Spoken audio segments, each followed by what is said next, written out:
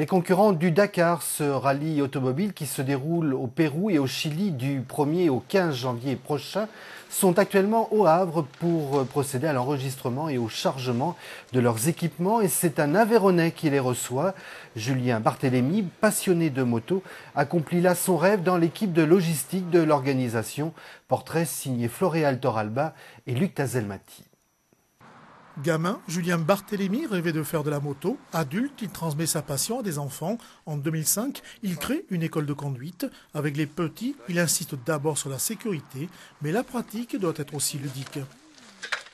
Impeccable. Ok, donc là, sachez que... Cette école de pilotage, elle a pour but en fait de le sécuriser en moto, en deux roues même je dirais, parce que dès lors qu'ils savent à partir de 6 ans faire cette moto-là, après s'ils prennent le vélo en sécurité routière, ils seront correctement freinés, comme je les apprends à freiner.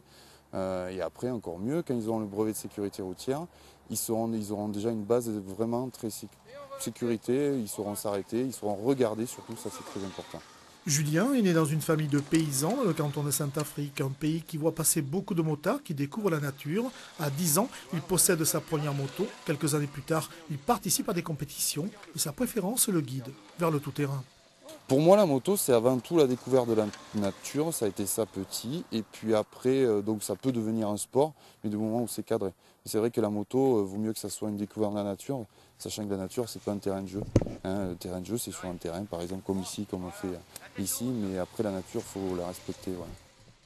Pendant longtemps, le Dakar a fait rêver Julien. En 2010, il y participe pour la première fois. Cette année, il y retourne encore comme logisticien. Il fait partie de l'équipe qui installe les lignes de départ et d'arrivée.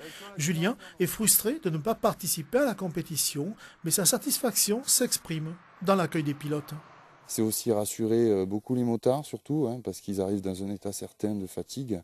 Donc arriver à les canaliser un petit peu, parce que comme ils sont tellement fatigués, ils sont perdus, ils ne savent pas forcément leur heure de départ. Donc c'est arriver à les aider un petit peu sur ce projet-là, quoi.